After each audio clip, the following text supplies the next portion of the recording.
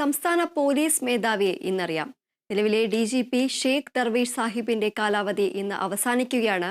സമർപ്പിച്ച UPSC പട്ടികയിലെ പേരുകളിൽ മുൻതൂക്കം റവാഡ ചന്ദ്രശേഖരനാണ്. വിവരങ്ങളുമായി ബിനോയ് ചേരുന്നു. ബിനോയ്, ഇന്ന് DGP ആയിട്ടുള്ള ഷെയ്ഖ് ദർവേഷ് സാഹിബ് വിരമിക്കുകയാണ്. ഈ ഒരു UPSC സമർപ്പിച്ച പട്ടികയിൽ, ചുരുക്കപ്പട്ടികയിൽ മുൻതൂക്കമുള്ളത് റവാഡ ചന്ദ്രശേഖരനുമാണ്. കൂടുതൽ വിവരങ്ങൾ എന്തൊക്കെയാണ്?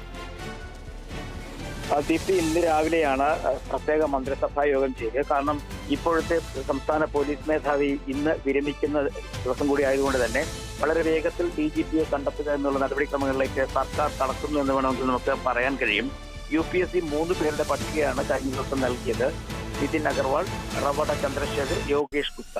ഇതിൽ നിതിൻ അഗർവാൾ ഇപ്പോൾ സംസ്ഥാന റോഡ് സേഫ്റ്റി കമ്മീഷണറാണ്.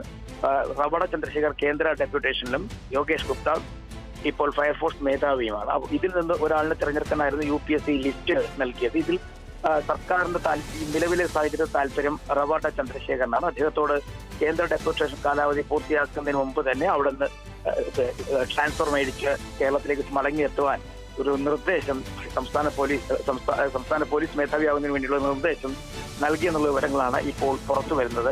ഇതിനിടയിൽ ഒരു മാസം മുമ്പ് റവാഡ ചന്ദ്രശേഖറും മുഖ്യമന്ത്രിയുമായി നേരിട്ട് കണ്ട് ചർച്ച നടത്തിയിരുന്നുവെന്നും ചില വിവരങ്ങൾ പുറത്തു വരുന്നുണ്ട്. എന്തായാലും റവാഡ ചന്ദ്രശേഖരനാണ് മുൻതൂക്കം. കാരണം UPSC നിയമം അനുസരിച്ചും സംസ്ഥാന സർക്കാർ നൽകിയ പട്ടികയിലും ഈ 3 പേരിൽ ഒരാൾക്ക് സംസ്ഥാന പോലീസ് മേധാവിയാകാൻ കഴിയും. ആ സാഹചര്യത്തിലാണ് റവാഡയെ പരിഗണിക്കുന്നതാണ് നമുക്ക് വിവരങ്ങൾ പുറത്തു വരുന്നത്. അതേസമയം റവാഡ ചന്ദ്രശേഖരനെ DGP ആക്കുന്നതിനുള്ള ഒരു വിഭാഗം CPIM നേതാക്കന്മാർക്ക് വിയോജിപ്പുണ്ട്. കൂത്തുപറമ്പ് വെടിവെപ്പുമായി ബന്ധപ്പെട്ട അദ്ദേഹം അവിടുത്തെ SP പോലീസ് സൂപ്രണ്ടായിരുന്നു. ആ സമയത്ത് നിലപാടുകളോട് വിയോജിപ്പുള്ള കുറച്ച് CPIM നേതാക്കളുണ്ട്. ആ പ്രശ്നങ്ങളൊക്കെ ചർച്ച ചെയ്ത് തീർക്കാൻ കഴിയും എന്നുള്ള പ്രതീക്ഷ മുഖ്യമന്ത്രിക്കുമുണ്ട്.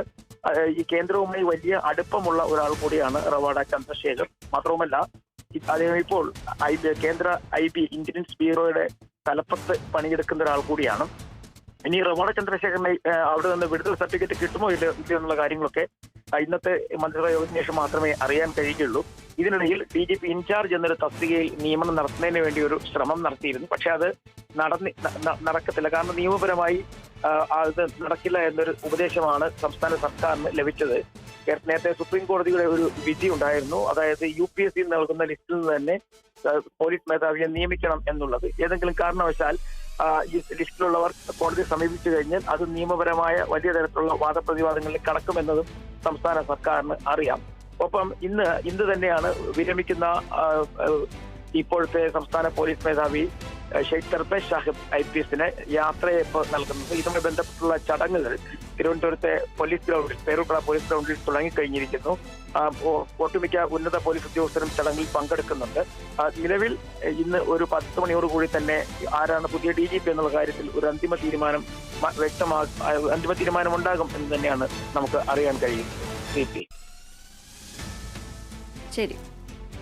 സംസ്ഥാന പോലീസ് മേധാവിയെ ഇന്നറിയാം. നിലവിലെ DGP ഷെയ്ഖ് ദർവേഷ് സാഹിബിന്റെ കാലാവധി ഇന്ന് അവസാനിക്കുകയാണ്. സമർപ്പിച്ച UPSC പട്ടികയിലെ പേരുകൾ മുൻതൂക്കം റവാഡ ചന്ദ്രശേഖരനാണ്. ബിനോയാണ് വിവരങ്ങൾ നൽകിയത്.